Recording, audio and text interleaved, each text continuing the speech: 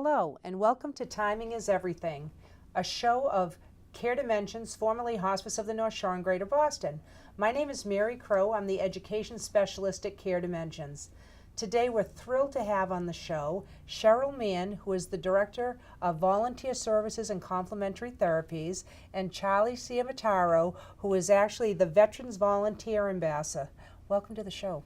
Glad to Mary. be here. Yeah, we're so happy to have you on today. We're thrilled to be here. So I want to hear about both of your roles at the organization. Sheryl, why don't you start? Tell us about your role at Care Dimensions. Well, as you stated, I am the Director of Volunteer Services and Complementary Therapies. In addition, I am the Chair of the Veterans Program at Care Dimensions, plus I am the Chair at the Massachusetts Hospice and Palliative Federation for their Veterans Program, and I am on the Merrimack Valley Veterans Task Force. Wow, very nice. Well, it's a passion with me. Yeah, that's great. Excellent.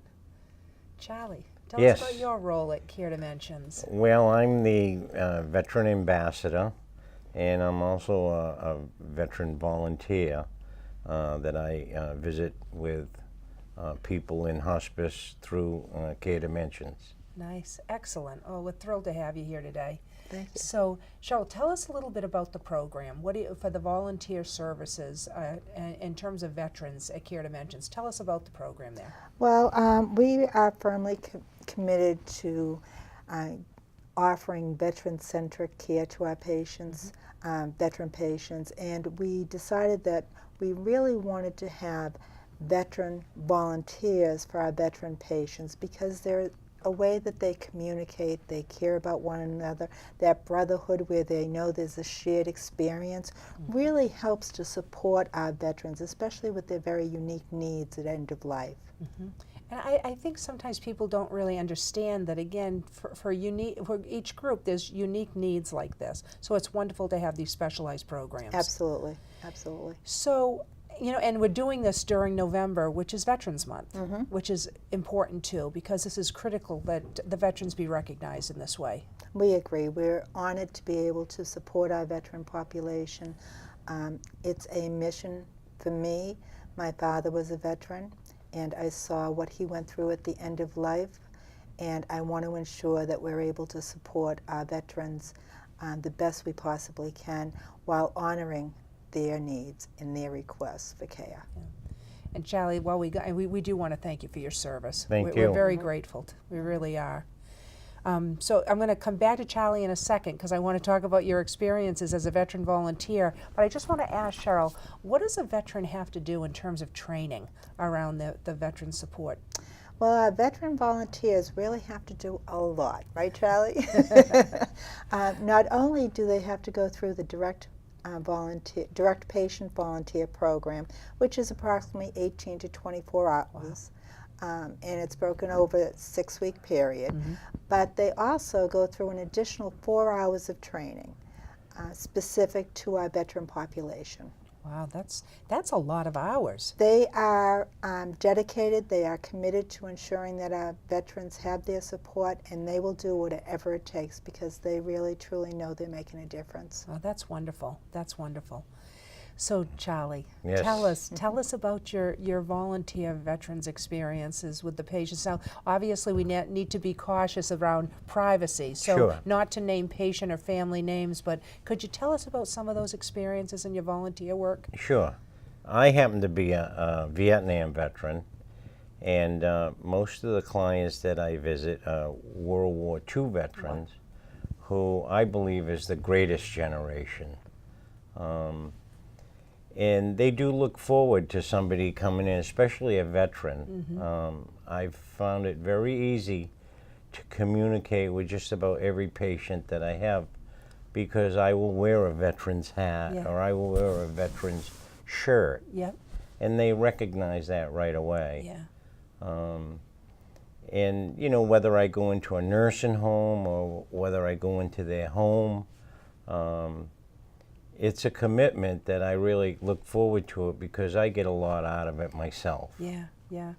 You know, and we were talking about this. It's amazing how volunteering is just a very generous thing to do. But there's satisfaction for the person who's doing the volunteer work as well. Oh, sure. You know, sure. so there's a mutual gratification that goes on there, and I think that's a wonderful part of it. And like I said, I feel as though I get more out of it than the patient does. Which is what a wonderful feeling. Yeah. You know, it must be very gratifying though, knowing that you make a difference in people's lives when you're going out and doing these veteran volunteer visits. Yeah, you know, these World War II veterans, you know, they have a story to tell. And a lot of them haven't told their stories. Yeah. Even my generation of veterans, you know, we as Vietnam veterans, you know, we do have a story to tell too. Yep. But this current patient that I have now, he's 97 or 98, and I play cribbage with him every week. Oh, wow. And I mean, he's taught me how to play cribbage very well. But he sits there and waits for me to come. And, you know, he's at the door as soon as he Yeah. knows I'm going to be there. Wow, isn't that So great? that's rewarding to me. Sure, yeah. Yeah. Well, again, you know, just knowing, and that he can depend on you too, which I think is critical. I think he does know, too. yeah, He yeah. does. He's even commented to me about that you're the only one that shows up on time, because Wow. I know a lot of times the nurse would be busy and say I'd be there at 2 and not get there till 3, and you know. Yeah. But I get a lot out of it. Yeah, that's wonderful. So again, it's just nice that he can depend on you, that clearly you've developed a strong rapport with him. Definitely. And I yeah. think it's also nice how he had an opportunity, because sometimes, again, as people age, they don't always, and this society is at fault for this sometimes, that he taught you how to play cribbage really well. Yeah. I love that you said that, Yeah. because again, the wisdom that he's able to impart around that, I'm sure, is very significant for him. Yeah, and he definitely tells me stories about his life. Yeah. 97 years old. Wow, you know. Yeah, there's a lot of wonderful stories in Yeah. there. I think, again, a part of that too is that, you know, people have stories, but we need people to listen to them. Yeah. You know, and I think that's, again, another critical component for the volunteers. One of the other things that I notice is a lot of times when I visit this particular patient, I know he has a lot of issues, and I'll ask him right away, how you doing today? And he said, oh, I'm not doing that good, and he's in pain and stuff. But then after playing a couple of games of cribbage, he's fine. He's Wow. like in a Yeah. different spot, Yeah. you know. Well, it goes to show you, again, how therapeutic that Absolutely, distraction is, right? absolutely, absolutely. That's wonderful. Again, you really can't underestimate the value and the significance of these volunteer visits. They're critical, and certainly a foundation of hospice. I mean, it's just how do we do it right, Sheryl? In terms of again, the volunteers are such a critical component here. Well, actually, we're the only organization that it's required that we meet a certain percentage with volunteers to match with clinical hours,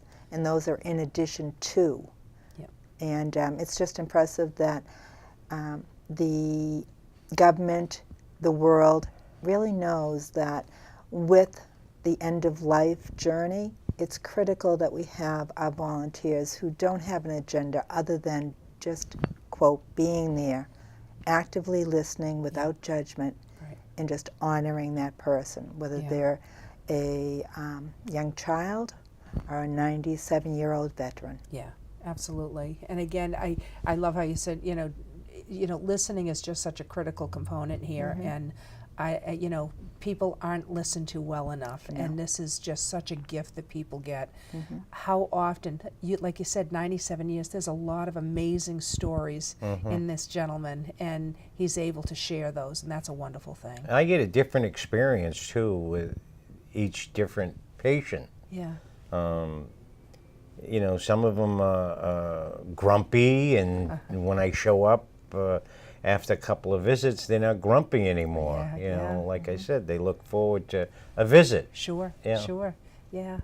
The so you know, tell us too about, are there other patients that come to mind that, you know, in terms of like the things that come to mind in terms of the impact that you've had in terms of the visits? Sure. Not only visiting the veteran patient, some of the experiences I had where I would give the wife an opportunity to go out grocery shopping and to maybe get her hair done and actually sit with him for 2 or 3 hours, just him and I. Yeah, yeah. And that was very rewarding. Sure. And I know the family appreciated it. You know, at one point I was very close to the family. Sure. Yeah. So, Well, and we've often talked about this, Charlie, in hospice care. This is not just the individual. This is a No, it's family the- experience, absolutely, isn't it? absolutely. And again, when giving that family member that type of respite, again, it's helping them, and it's also helping that individual as well, right? So because this is a hard situation they're going through, so we got to tend to the whole unit, or it doesn't work, does it? It is. You're right. Yeah. Yeah. So, So, Sheryl, I wanted to go back to something that you said too, because you were talking about this organization in terms of the veterans, or the volunteers, and it being unique and that having to have volunteers. You're talking about hospice care, not necessarily care dimensions. Correct. So, because one of the criteria is that you do have to have volunteer hours, like you say, and so many in relation to the clinical work. But again, the wonderful thing is that care dimensions tend to go even more so with that. Right, we're mandated to provide 5% over and above the clinical hours. Yeah. However, we normally do about 9 to 10%. Oh, that's wonderful. And the only one that can take credit for that are our volunteers. Yes, yeah. And you were talking earlier about the impact that our veteran volunteers actually make, and I wanted to tell you a little bit about a story of a gentleman that went to the hospice house. He was unable to have his pain and symptom managed at home, so he was brought to the Kaplan Family Hospice House to get his symptoms under control, and he was transitioning. He was Now, just explain, transitioning meaning he was now starting to go he was into... starting the process of moving toward actively dying, but Okay. transitioning can take some time. Yep. He was, how do I say this, a very crotchety man, very gruff. His favorite word was no to everything, and he did not say it nicely. Refused everything. However, I asked one of our veteran volunteers not to go in as a volunteer, but just to go in, bring the newspaper to him, and just say thank you for your service. And I asked the volunteer to wear his veteran hat, which he did. So the volunteer went in, thanked him for his service, and the patient looked at him and said, "You're a vet." And the volunteer said, "Yes, I am." And they ended up having such a wonderful conversation for 4 hours. Oh, he my. talked about so many things. And then he asked the volunteer to come back the next day. Wow. And the volunteer was nervous because, again, he didn't know if the vet was transitioning and actively dying. He just knew that there was some concerns. Sure. But he called the volunteer department. We said, absolutely, he needs this. And on the second visit, the patient stated that he was a gunner on a boat, and he used to shoot down small airplanes. And all his life, from the time he left the service, he had nightmares of faces that he could never see in the planes.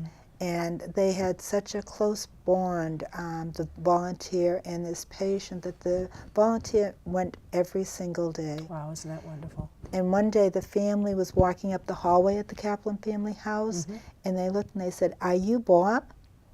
And Bob said, "Yes, I am." And they thanked him so profusely because the patient never once told them anything about his experience as a vet, and they better understood why their father did the things that he did. Wow. So it impacted not only the patient, but the family again, Yeah. which is amazing. Well, again, and we talk about there's so much that can be accomplished, right, in this stage of life. Oh, You know, absolutely. with being end of life.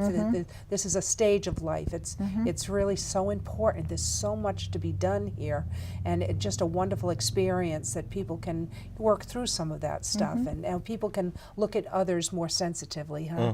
Because sometimes we just make judgments about why people act certain ways, but Absolutely. there's so much more to it, isn't there? Absolutely. So, tell us about how many people do you have on in the Veterans Program?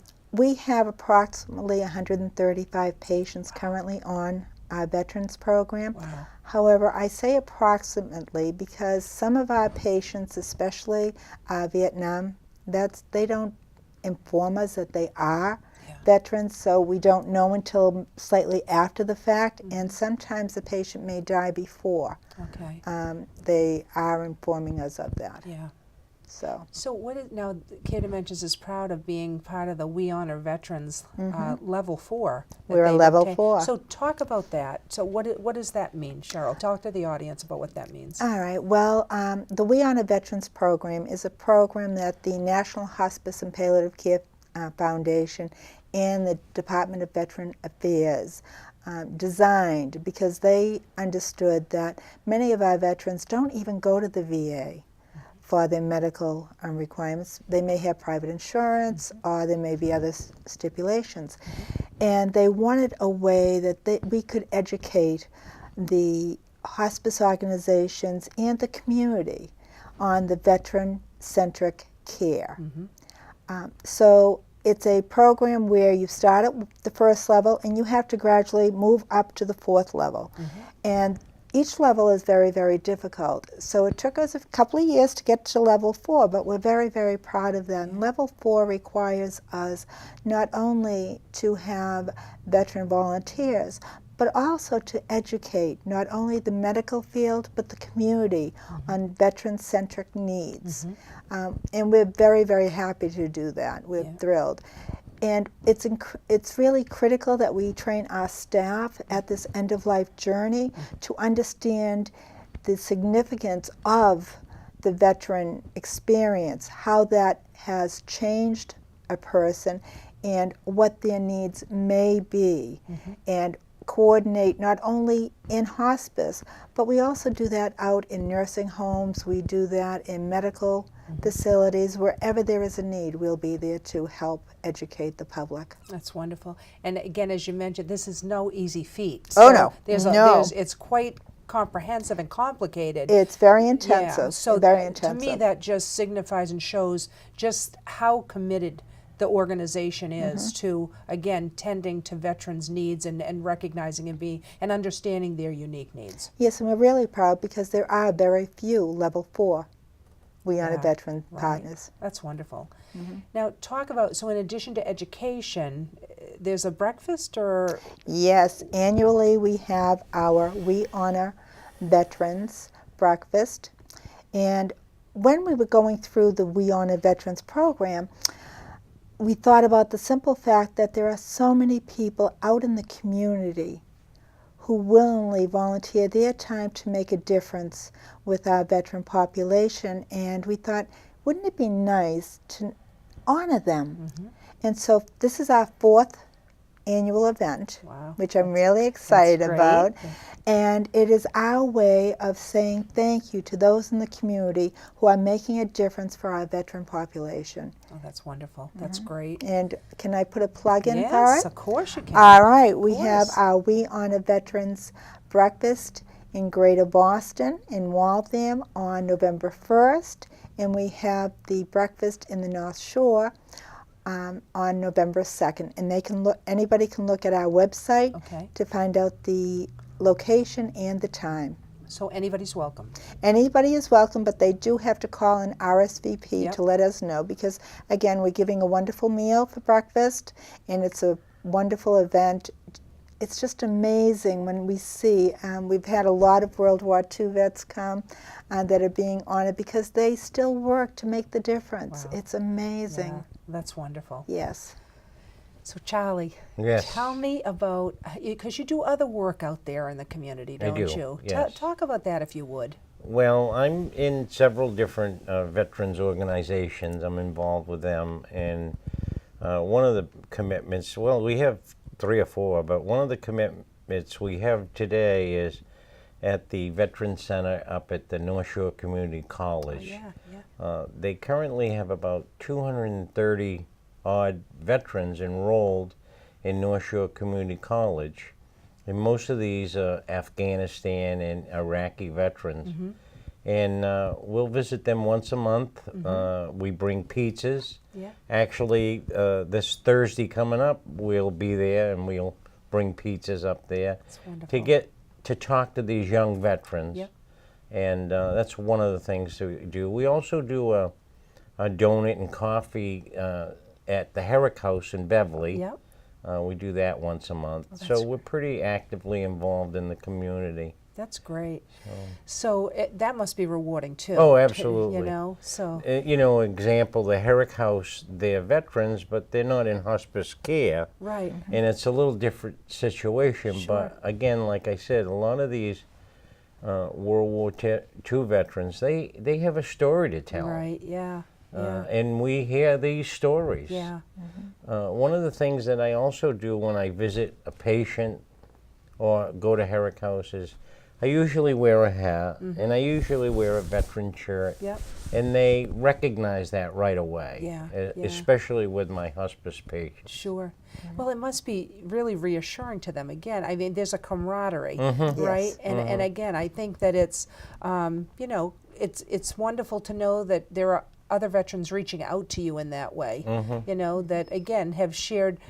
Obviously, all of your situations are unique, but you have some shared commonalities, and again, to be able to be attentive to one another in that way. It's Yeah. wonderful that veterans take the time and reach out to one another like that. Can I tell you another little Yeah, story please that do. Sheryl mentioned Yeah. about family?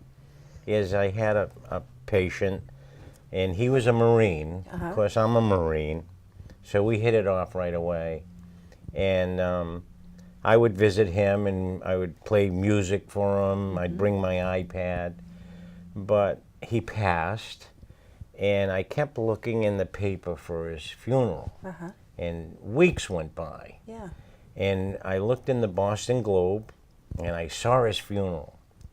And I said, I'm going to go to that. I told my wife. And I went to his funeral. He was from Watertown. Uh-huh. Why he ended up in Beverly was because of family. But like Sheryl said, I was at this funeral, and his daughter came up to me and said, "You're Charlie," Wow. That's something. because he used to talk Yeah, about me all the yeah. time. Again. So yeah. that was one of my best Oh, experiences. isn't that yeah. something? Again, it must be just so powerful for you to know that you've just made such a difference in people's lives, and they're yours again, right? So it's, and I'm just so happy to see the families reach out in that way too, and again, you know, it's just nice knowing, because you've made a difference in their lives as well. Sure. You course, know, of so course. that's great. So tell us other things in terms of how. I mean, I'm sure that you want to have some more veterans come in, right, and do some training. We're always looking for veteran volunteers. We don't have enough, and I would love to have additional veteran volunteers because they do make such a dramatic impact with our veteran population. So how do they get in touch with you guys?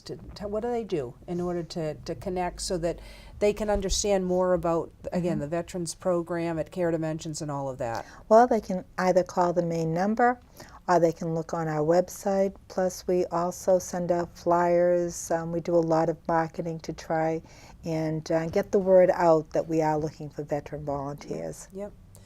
So, do you have other stories, Charlie, that you want to Well, share? I have a bunch of them, but Share I a couple think if you want. If you have any, Yeah. Sheryl, again, you know, we have a few more minutes left, and love to hear other anecdotes or stories that you have, or again, anything else you want to share in our remaining few minutes about the veteran services or programs that you do that you want to impart to the audience. Well, there is one thing that I do want to discuss.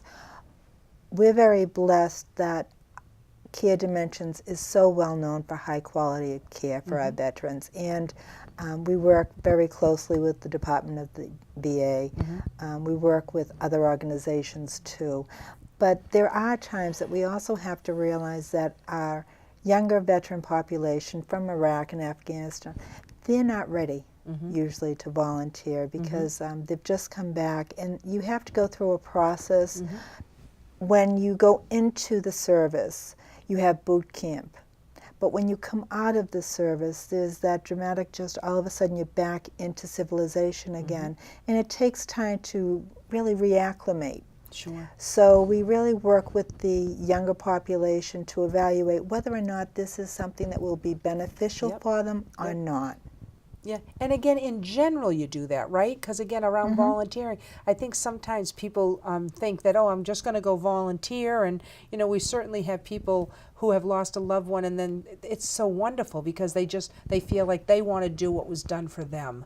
But timing is important here, isn't Timing it? is everything. Timing is everything. That's the name of this show. Yes, isn't it? yes. And it is important because our first philosophy is do no harm. Yeah. So we want to make sure that any volunteer is at that point in life where they can volunteer, that they have the ability to be able to listen to the stories and honor those stories, but not have it impact their grief, because as you know, grief is not dated, it's cyclical, and you never know when something may come up and hit you in the face with that. Sure. And you grieve for a lot of different reasons. So there are instances where vets, when they were in the service, may have had a problem, and sometimes something can remind them of that. We want to make sure that they have gone through the training and also been able to be in a position that they can discuss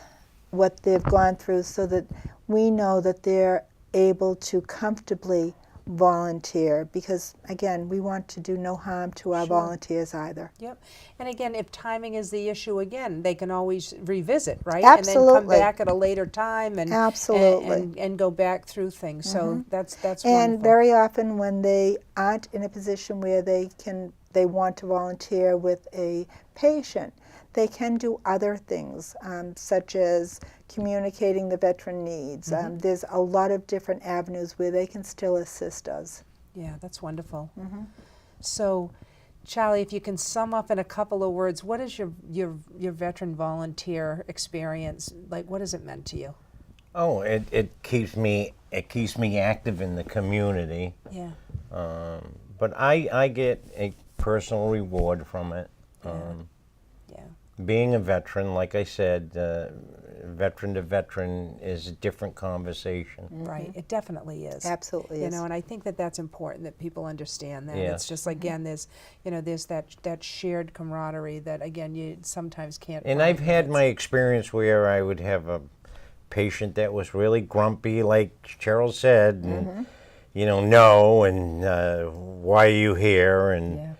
And after a couple of visits, it's like we become friends. Yeah, you just meet somebody on a different level, don't you? Yeah. It's just you're able to connect on a whole different level. And then there's sadness when you get the phone call Yeah, that the person has passed. Yeah. And, it leaves a little void. Sure. Yep. But knowing that you made it again, and it is hard, so you have to be in touch with those feelings, and at the same time, again, just knowing that you made such a difference. It's really wonderful. We're really grateful. Thank you. Again, not just for your service, really, again, thank you. And also for your service to Care Dimensions. We really appreciate it. And I want to thank you both so much for being on the show today. You're welcome. And I want to thank the audience for tuning in and being part of Timing is Everything. And we look forward to your tuning into the next show. My name is Mary Crowe. Thank you so much.